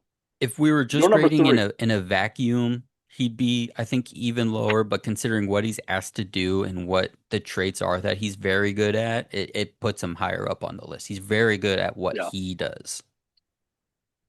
You can see a lot of this fluidity here in this position group, the right guard group as we get through. But we got the same number one again. Your number three, my honorable mention, who I love, by the way. Love this guy. I loved him for a while, but I just didn't put him in. Elijah Vera Tucker for the Jets. Yeah, I mean the is the main thing for you. He's just never healthy. He just doesn't. Yeah, and He's I don't not usually out there punish enough. guys for that, but I think it's so rarely that I actually get to see him with the version of him that I love. Yeah, I think that's what happened. I'm hoping we're turning a corner. He's still only how old is he actually right now? Last year was he just turned 26. He played Yeah, 15 games last year. So I'm yeah. just hoping we've turned a corner here. But I think injuries were even a concern when he was coming out of college. So I really hope we've turned the corner because he has everything in his bag. Strength, anchor, movement, pop, push, technique. Just needs to stay healthy. He really should be the best right guard in the league and maybe even best overall interior offensive lineman by Mm-hmm. now, based on where he Yeah. was tracking as a rookie when he played 16 games in 2021. And then when, the following season where they were having so many injuries and he was even playing tackle and guard before he got hurt, the lack of consistency based on all the injuries, but also the lack of development. And I say lack of development. I still think he's the third best right guard in the NFL right now. And if I compared him to the left guards, I'd probably put him at like the fifth or sixth best guard in the NFL to me right now. Um, and he's only played like half the games in his 4 year career. He should just be at the top. He's that talented. He's that tenacious. Like it's not a work ethic kind of thing where he's not meeting his potential. He's just not been on the field enough. But I think he's got everything in his bag. You can ask him to do anything, and if he's healthy and it's him and Armand Membu out in space, running and yelling at guys in the run game, I'm going to be very very excited to watch that this season. I'm still a little distrustful that this Jets organization is going to do the right thing with these pieces they now have on this Yeah. offensive line. I'm a little concerned because they should. I think I heard you and Peyton Davila talking about this on Hmm. your show a couple of weeks ago. What they should be doing for at least this year is just run the heck out of the ball, come up Hmm. with as much college creative type RPO type stuff as you can possibly do at the NFL level, and then drop back and throw when you need to do it effectively. I'm not sure they're going to do it, man. But whether or not they do it, I love Elijah Vera Tucker, and so often I think you've been more likely to punish guys like a Teron Armstead for not being available than I Yeah. have. But that's exactly what happened here with Elijah Vera Tucker. There's no question about it. I Yep. think he's more talented than every guy on this group. I agree with that. Hmm. I think he is more well rounded than every guy on this group. And I really feel like if he had been largely healthy, he would be my number two on this list. It's close between what he would have been at number one and the guy that we have at number one. But I think he's more talented than the number one guy that we have. All right. So Oh yeah. love Elijah Vera Tucker.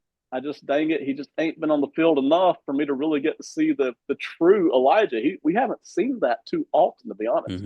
Hmm. Hmm.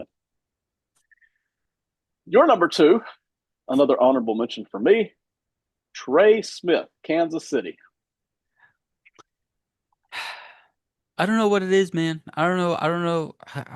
I should know more about the Chiefs offensive line coach than I do, considering I'm always higher on a couple of these guys than consensus. But maybe it's just the fact that he's another mauler. He's so strong. But it translates, I Yeah. think, to pass pro. Like he has a good anchor. But it particularly shows up in the run game, the way he can just push dudes off the line of scrimmage. Like I don't like very few other people, I think, in the NFL do. Um, I will Yeah, say he does fall off his blocks in pass pro occasionally. One of those guys that for some reason defenders can just slip off. I wonder what his hand size is. I'll look that up as you're talking here. I'd like to see if that maybe there's a coordination to there where some guys just slip off. That some guys don't have the same grip as other people do. Um, but yeah, man, he is just so good in the run game, and I do think those traits show up consistently enough in pass pro that for a position that yeah we got questions on Bear Tucker's health, Lindstrom's just overall play style, Zeitler's age, um, the overall talent at the guy that I have that we both have number one, like he's still just in the NFL right now. One of the guys that I would say, yeah, absolutely, give me that guy. I have no qualms that the Chiefs literally traded Tooney so they could pay Trey Smith. I have no qualms with that. So I'm really, really yeah. high on this guy. That's exactly what happened from a money standpoint. They have chosen to not go Hmm. the Eagles route of tons of cash we have to come up with at the start of every season. We're not going to sell 8% of the team to finance that. It's just not going to happen. So they've chosen not to do that. So they're get back to the limitations, which even the Eagles have limitations, but it just works differently the way they're doing it. So yeah, that's why they let go of Tooney, and the Chiefs have consistently shown we don't want to pay 29 and 30 year olds unless we have to. We want to pay Hmm. 26 year olds. So that's 1,000% what happened. Um, Trey Smith is a guy that I really do like, um, but I dinged him for a couple of things, and that's why he got honorable mention instead of top five for me. You mentioned that he is sloppy. There's no question. He's sloppy. I'm not sure that the talent is there. Everyone has known it, and it's not that he hasn't developed because he has, but he just hasn't developed technically as much as I would have hoped for somebody who's got that talent level. And he's still very sloppy. So I dinged him for that. The other big thing I dinged him on, and again, I got him just outside the top five. I mean, it's close. I really like Trey Smith. Totally happy that they decided to pay him. I mean, I got no problems with that at all. And I've said this many times on many shows, but last year when Joe Tooney had to move from left guard to left tackle, it showed because Creed Humphrey now couldn't just focus on helping Trey Smith, and when they needed it, Creed Humphrey had to help left guard out a lot because Joe Tooney's got his hands full at left tackle. And you could see the drop off of Trey Smith's game. When he couldn't get as much help from Creed Humphrey as he was used to getting, you could see a drop off. So that's why I dinged him. Still love him. Glad they paid him. The offensive line coach in Kansas City is Andy Heck, who I have mixed feelings about. His interior offensive linemen have turned out beautifully. Boy, have they done well, but the tackles have not. I haven't seen the tackle development there out of Andy Heck by and Yeah, large since the sure. two guys left. And that's really disappointing to me because it's not that they haven't drafted anybody. They haven't consistently piled on first round draft picks for that position, but they've been drafted people, and none of those people have found out. I mean, none of them. So I have mixed feelings about Andy Heck, but he's the guy there for now, and that is Trey Smith, number two on your list, honorable mention on mine. Our number one, me and you agreed again on a number one, and that is Quinn Minertz, Denver Broncos, top right guard. Yeah, man, Quinn just has really developed into such a good player coming out of was it Division 3, Division 2, Whitewater, whatever it was, where he's literally Something just like like that, yes. his pro day looks like it's at a middle school field or something like that. And he now he's an all pro, extremely good play strength, really athletic, really good in space, um, high awareness, high IQ player. uh, this makes sense for you and I to both like him because he really does just do every single thing well. That Right. Broncos group overall is the best pass protecting group in the NFL. I mentioned it earlier. Um, and he just has such a strong anchor, and he's really like the Steve Avila of right guard, just a rotund, round ball of energy and strength, that can get out and run and hit people and just holds up so well in pass pro. So right now, I think Quinn Miners is just the best all around right guard in the NFL. I love him. I absolutely love him. I agree with everything you just said. I'm not sure he's the most talented guy compared to some of these other people we've been talking about tonight, but he has a very good pool of talent to work from, and I feel like he maxes out every bit of it. Hmm. If I'm talking about a guy who's not just well balanced and has some talent, I'm talking about a guy who looks like he has worked to improve every single Oh part yeah. of his game. This is the guy. And again, I'm not just saying he's an effort guy. He's also got the talent to go with it, even though I don't know that he's elite talent. Absolute love him. The Broncos are lucky to have him. Any team would want him. I mean, I really can't say enough good things about him. I'm not sure that he's a Hall of Fame guy, trying to build that kind of a career. But you talk about next level down, just going to lock it in for a very long time, get paid very well. Absolutely love this guy. He wins almost every week. There are very few weeks where he's really getting challenged and losing that week. I mean, boy, this guy is plus plus. Two more guys on my side, both honorable mentions for you. I'm going to reveal them both at the same time. My number three, going to hit a sore spot here, Simon. I'm sorry. Kevin Dotson for the Rams. Yep. Yep. And my number four, a guy that I know you like too, Cody Malk for the Buccaneers. Two of my absolute favorite guys in the NFL, Cody Mock. I loved coming out of the draft, and the Bucks were one of the first teams that I rewatched this summer. And I was like, oh my God, he's gotten so good so fast. Um, I spiritually wanted to put him above Chris Lindstrom, and when I was just because he is literally my number six. I have him written down. He was my last. I gave six B pluses at right guard. No Yeah. A's, no A minuses. I gave six B pluses, and he is my sixth one.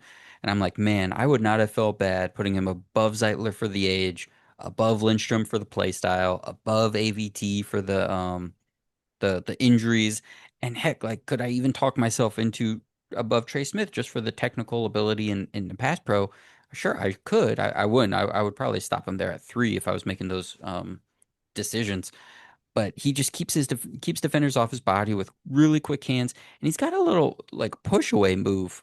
He has where he can actually quickly engage his hands on the defender with his arms still bent though, in a way that he can then literally push defensive tackles off of him and disengage a 300-pound person. So like insane strength on this guy. His feet and his hands are always moving well together. He's just really, from year one to year two, gotten much better on the technical side when we already knew Mauler, strength, run blocking, all that stuff. I think he's just really rounded out his game. Part of why I kept him at six is just like, let's see him do it without Liam Cohen this year, right? Let's see what that kind of looks like. But I think he's really rounded out his game really well. Very, very effective guy. And then Kevin Dotson, not the best overall athlete, but strong with good feet. Like he always keeps his feet moving despite his size. Really good player overall. And like one of the main reasons why I'm like, don't move a guy's position if you don't need to. Um, because he immediately goes back to the right side, which is where he played for 5 years in college, and he became Yeah. like a Pro Bowl level player. Pittsburgh had him at left guard for 3 years and couldn't figure out why they couldn't develop him. Just wasn't comfortable there. Just never worked out. So immediately goes to McVay on the right side. And he even said like in his first week of training camp there, he was just like, or first week of practice there, he was like, oh, this is like riding a bike. Like I immediately feel more comfortable than I ever did in Pittsburgh. So that was a real shot for me. That one was tough, but I'm happy to see it for Dotson because he's an immensely talented player. So I love they have him up here for sure. I surprised myself by having Kevin Dotson this high, number three on my list. I could shuffle him around easily. I wouldn't be talked in or out of it, either way, a big deal. But Dotson reminds me, I jokingly say this, of Duke basketball players, the kind of classic Duke basketball players that have been coming out for 35, 40 years, really 50 years now, because we're getting into the fifth decade. Just kind of very square, solid, talented, yes, but not elite talent, but just kind of that square, solid, I'm starting to run out of words here. Vanilla comes to mind, but good. That's the way I view Kevin Dotson. And I don't ever think he'll get any higher on the list than this for me. I ever, but he's here now, number three on the list. Really like Kevin Dotson a lot. As far as what he's been able to do since he got to the Rams, right? Two back-to-back years. Really love that. You just had Um, to hit me in another spot where it hurts. You just described Greg Paulus, by the way, once great Duke point guard, who also a football player, went back to school after like 5 years at Yeah, Duke and played quarterback at Syracuse. I think he's now a football. I think he now coaches football at Syracuse after being a 4 year point guard for Duke. We that one hurt. Josh McRoberts.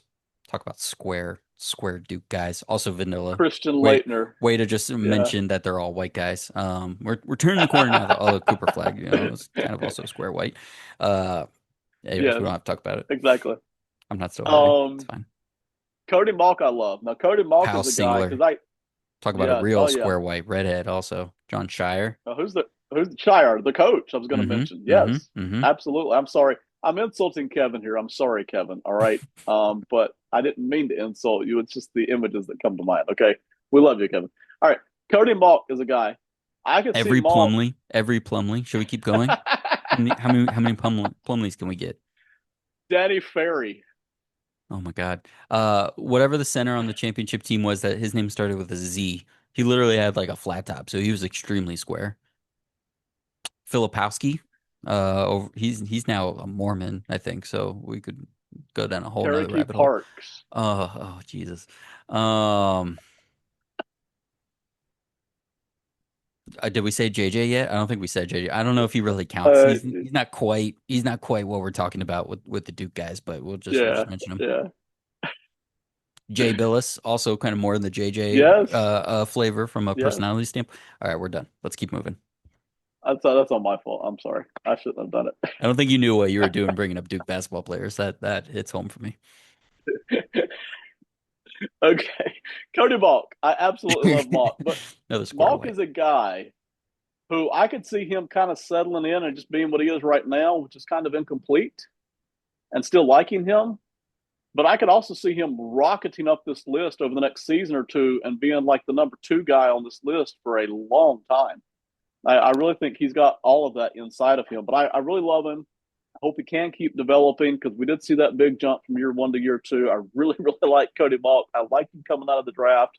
There were lots of questions, and there always are with small school guys. I totally get it, but Malk is a guy that I could totally see shooting up this list next year or two. We have one more position group, right tackle. Not a whole lot of disagreement here, but a little bit that we'll get into. Your number five, my honorable mention, Rob Havenstein, still of the Rams. Yeah, man, he's just rock steady. Smooth feet, good hands, strong, really good anchor. Another one of those just like kind of wall and seal guys in the run game. He can move a little bit, but he's most effective when he is just kind of asked to seal open a hole. Even if it's not wow, it's extremely useful. And still just kind of doing it. He's been the longest tenured guy on that Rams line for a little while. And he's still an effective player when he's healthy. So I still like Havenstein. Havenstein would have been in my top five every single season for as longer than we've done this. And so it hurt my feelings a little bit, made me sad a little bit to leave him off, but I did. I can see that he's not quite what he used to be, 2 or 3 seasons ago, and so I did leave him off. The competition was pretty stout here. I had Hmm.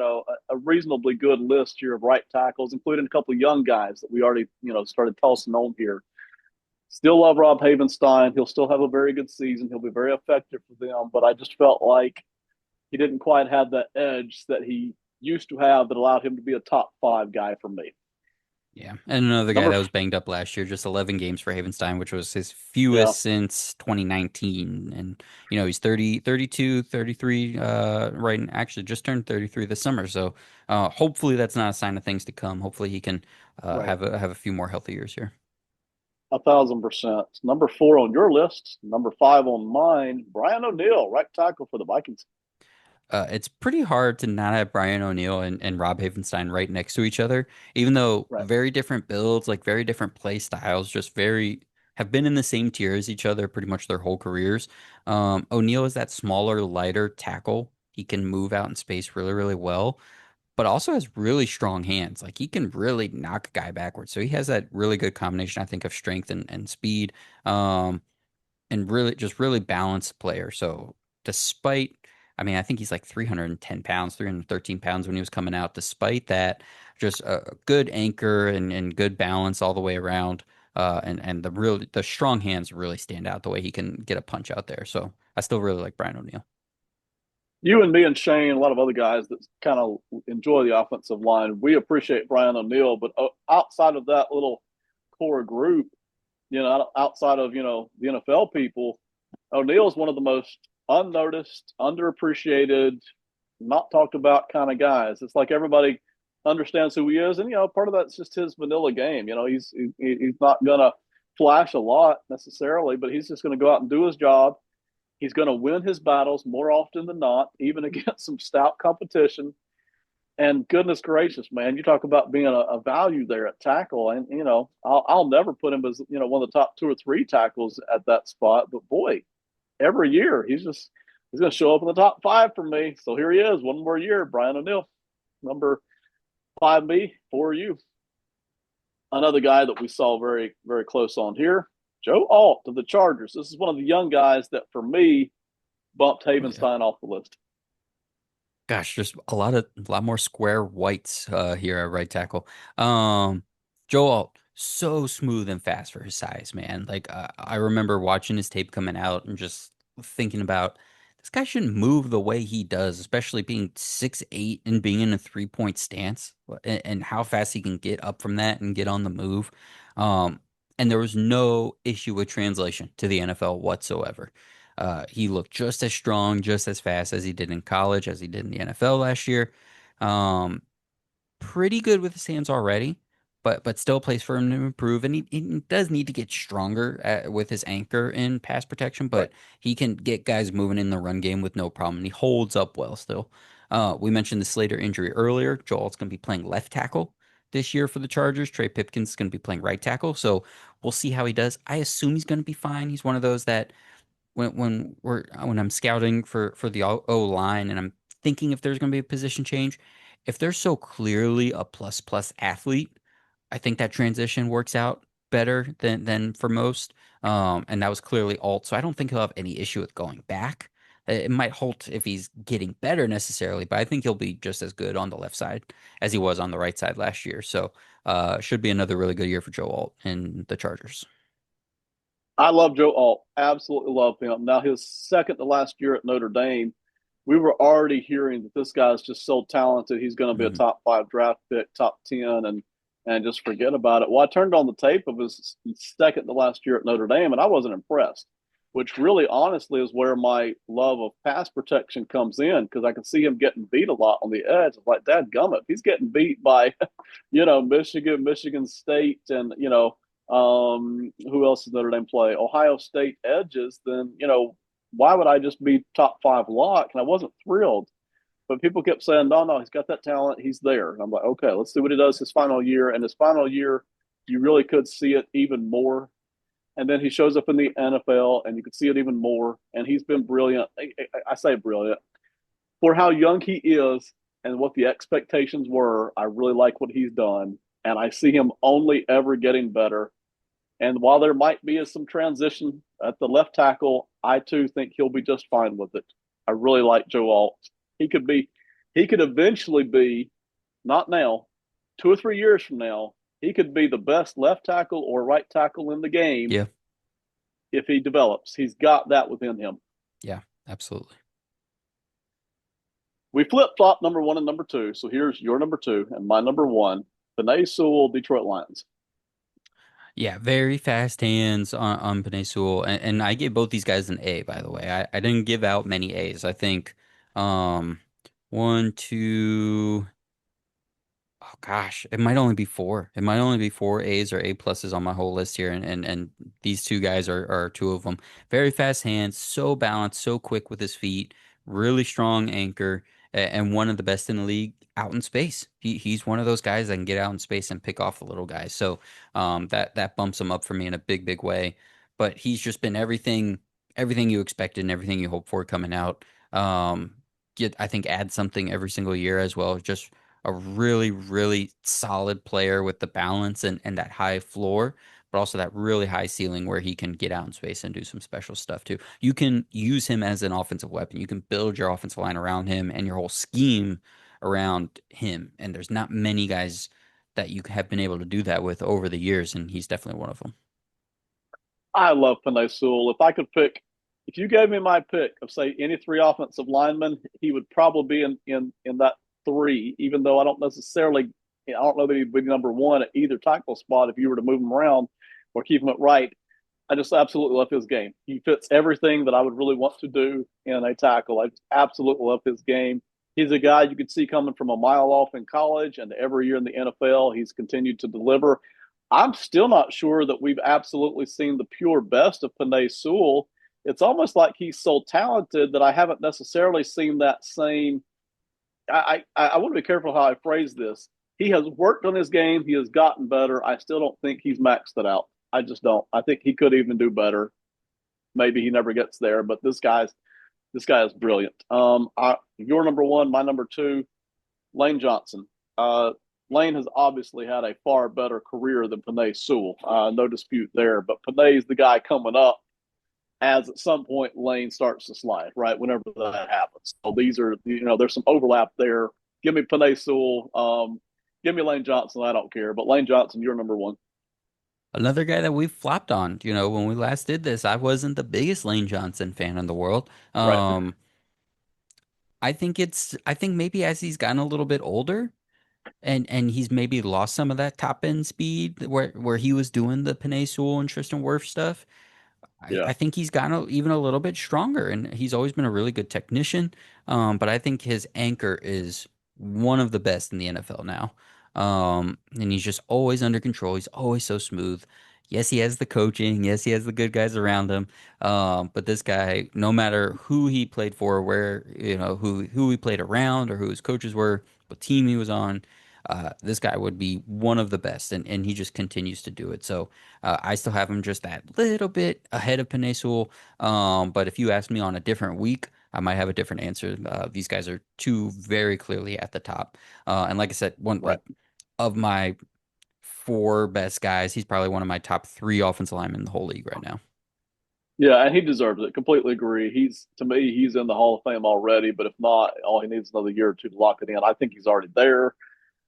I think Joe Alt could track that way. He's got that potential. I think Panay Sewell could track that way. He's got that potential. Those guys just aren't there yet. Lane Johnson's already been there and left that and has even developed, has changed what he can do as he's not been quite as fast as you mentioned. His anchor has gotten better. This is a guy that has kind of, I don't, not completely redefined himself, but kind of somewhat redefined himself as he's gotten a little bit older. Can't say enough great things about Lane Johnson. I mean, my gosh, just the pinnacle of right tackle here. I think he would be good in any decade. I don't care which decade you drop him into. I think he'd be brilliant. My number three, guy you honorable mentioned. This is a guy we flip flop. I say maybe you haven't moved on him, but I have. Okay, so Zach Tom, Green Bay Packers. Yeah, Zach Tom, I think another guy for me that was one of those that was really impressive for what he was coming out. Being a mid-round pick, being undersized, was he a center in college? I don't even remember off the top of my head if he was. I I, can't remember the college. Yeah, I know he sorry. wants to play center now. I know he's been one to do that. He doesn't want to be out there at tackle anymore because he's 6'3" and 350 pounds or whatever. But man, he is just so solid. And I just don't think I don't think he's ever like you said, I don't think I've come off of where I've been. I just don't think he's necessarily gotten any better. So it was like, wow, this mid-round pick who's small and should be an interior guy who's playing tackle for the Packers. That's really good. But I gave him a B. I think he's a sealer in the run game. He's not a huge mauler, not getting a lot of big push, but he has very good natural anchor. He uses his leverage really well of being underneath guys because he is a smaller tackle, but he uses it to his advantage. He figures out how to really get up under a guy's pads and keep him at bay. And just really strong hands. He's just a really solid guy that Green Bay gave the extension to. They're doing the like we're giving you tackle money, so stop asking us to play on the inside. You're playing tackle now, and that's just where he's going to be at for a little while here. Just a very very solid player. Our audience has heard this story before, but I don't care. You when Zach Tom early on in his Green Bay career, I said, hey, he needs to be inside, and you're like, no, he's good at tackle, and he's been more than just fine at tackle. He's been tremendous, good enough for me to kick him in at number three. The talent wise, he will never touch the top two guys, and Joe Alt will zoom past him if Alt Hmm. keeps developing. Okay, but I can honestly look at his work so far over the past couple of seasons and say, yeah, this guy's really holding it down. And though I've always loved Havenstein more than Zach Tom and always will, as far as where they are right now, I've got Tom just a shade ahead. And then I think Tom's just a little bit probably more talented than Brian O'Neill, although they're different games that they're playing. That's Mhm. just kind of where I'm at. This is probably the highest Zach Tom will ever get on this list for me. By even next year, he could disappear from the top five. But I really appreciate the work he's done out there at right tackle, and so this is where I put him for this year, even though this list will change a lot by next year. Yeah, still a good player, but definitely a position with a lot of good young guys. I gave Darnell Wright and Talise Fuaga B pluses as well. So seeing Fuaga go back to his natural position, I'm really excited for it because he could take a big leap. He's the guy that switched positions and was unexpectedly really good at being at left tackle. So going back home to right tackle, I'm excited for it. And I've always liked Darnell Wright in Chicago. So those are two other long list honorable mentions to me, especially as you talk about some young guys. Yeah, that's a great point. And one of the guy, just kind of watch list guy, I did want to shout out would be the 49ers, Dominic Cooney over at right guard. I didn't get to him. Mm-hmm. Does not deserve to be top five at all. But you talk about a guy that just really popped for me during this past season that I did not expect to. Yeah. Yep. If you continue to see that, he will be on these top five lists. So that was a Oh guy yeah. that we'll see. Again, was that a 1 year thing? But anyway, this is the list, everybody. This is me and Simon's guys that made the list, made the cut. I'm sure if you're watching on a phone, it's probably a little small to see. Maybe you can zoom in. But Simon, on this particular list right here, anything else you want to mention about these guys? As we were talking, man, you know how many of these guys came out in the 2021 class? Uh, I didn't keep track. No, Sewell, Humphrey, uh, Quinn Miners, I think Vera Tucker might have, Landon Dickerson. A lot of these guys were 2021, man. It's pretty great. I think Zach Tom was 2021. Um, Slater, I think might have been 2021. So yeah, man, great 2021, crazy class for the offensive line. And the Steelers managed to draft Kendrick Green and Dan Moore Jr. So shout out. I'm not bitter, no bitterness, no bitterness. No. but that's it. Which, by the way, for our audience looking ahead to next summer, that's probably where we'll go is the 2021 NFL redraft. And we're going to love it because apparently it's going to be full of offensive linemen to redraft in the top 5 or 10. You want to hear us do this exact same show 1 year from now? We will draft 32 offensive linemen in a row. So be on the Yes, we lookout. will. We'll invite Shane to come over and do it too. We Podcast have will be one more five and a thing half we hours. wanted to. We have one more thing we wanted to talk about. We've mentioned our buddy Shane a couple of times now. About 3 or 4 weeks ago, 5 weeks ago, something like that. Me and Simon and Shane Ratliff did a show, a 3 hour episode. It's a long one, okay, but it's worth listening to, especially if you're driving a truck down the road or heading on vacation for a while. Just plug it in. It's worth a listen. We covered every offensive line in the NFL based on the information we had then, of course, a couple little bit of moves and injuries since then. But based on that information, we ranked every offensive line. These rankings that you see right here, number 3, 7, 12, that's where that came from, is that show that we did, the 3 hour, marathon, the saga of the offensive line. It is a beautiful piece of work. We really enjoyed it. It was a lot of fun. We didn't always see eye to eye, but that was the whole point of the show is, hey, what are we seeing here? So what we wanted to do tonight, though, is we wrapped it up. These are the 12 teams who didn't have a single offensive lineman mentioned in our top Mm, five. We may have honorable mentioned a couple as we went yep. through, but out of the top five, they didn't get anybody. In other words, we didn't look at these teams and see anybody who was really in that elite cream of the crop category, even though we saw guys we liked. We just didn't put them in the top five of their particular position group, right? So a couple things I wanted to note, and then I'll hand it over to Simon, is number one, you see all the red here. These are the offensive lines that pretty much suck, depending on viewpoint, but they just not good. Mhm. And so for those, you can obviously say, well, they don't have an elite offensive lineman, they don't have an elite tackle, an elite guard. So of course they're going to be bad, and that's easy to say. And I think that's true for those teams. I think that's part of the problem. But when you get over here to these teams here, we've got a lot more green, number sevens, number nine rankings, number 10.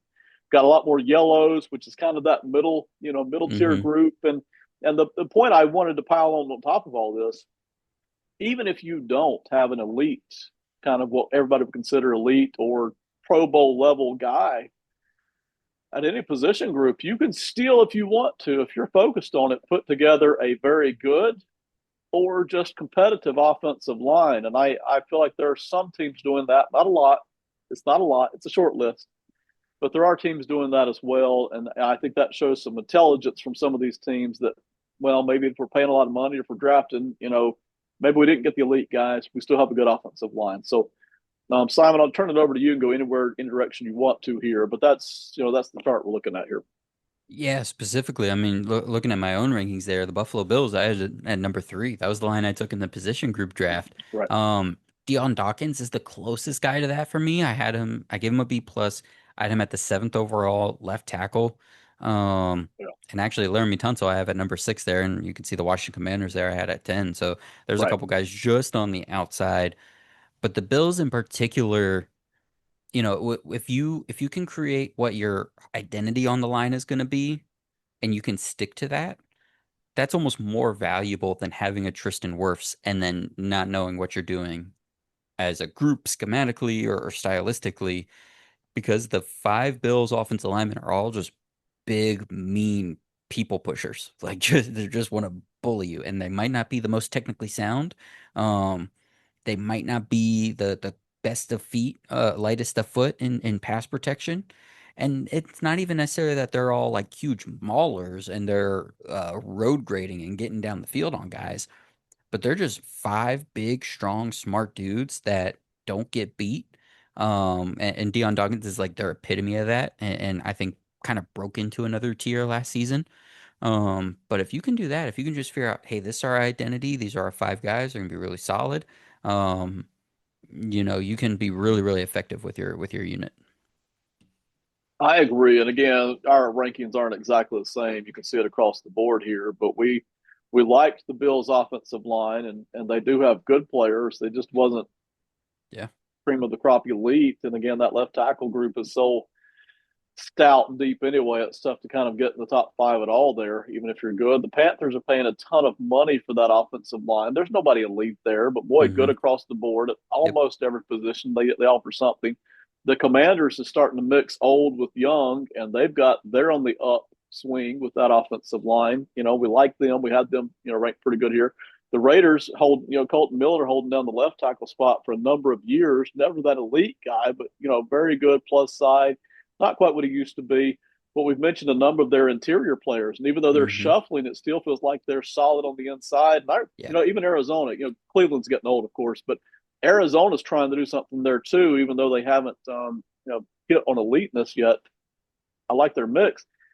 I do feel like a lot of NFL teams just don't have a real great game plan for offensive line. I think they just get distracted, honestly. I think they probably in their heads, a lot of them, not all of them, not the Dolphins, they don't care, but I think a lot of NFL teams, it's like, yeah, we want to build a good offensive line. We want to have an identity. But boy, by the time you're drafting for so many different position groups and you're paying different guys, and that tackle that you drafted, that you was going to save the group, doesn't even hit at all. A lot of these teams just kind of are left scrambling at offensive line, it feels. They're like, okay, well, at least we got one guy. We got two guys. We'll figure it out. But I feel like you can, if you want to, build a real identity, whether it's, hey, let's be solid in pass blocking and solid in run blocking, or let's be a dominant run blocking team and we'll drop a tight end in on the pass block. And I feel like more of that could be done than what currently is. And I understand why, but it can be done here without the elite level players. Yeah. No doubt. All right, Simon, I've enjoyed it. Everybody, if you're still watching, thank you very much. All the millions and millions of fans who watch this, and the 300,000 of you that are still hanging on for the bitter end of this show. This is the Box Score Network. Simon, any final thoughts for everyone that I? Just make sure you like this video, subscribe to the channel. We got stuff going up on Boxscore Network all the time. Make sure you're checking out Pro Football Enterprises. Maybe this will make its way over to that channel as well. That's Ben's other YouTube channel. And then all the pods here on Boxscore Network. Make sure you go check them out. Apple, Spotify, mostly wherever you get your podcasts.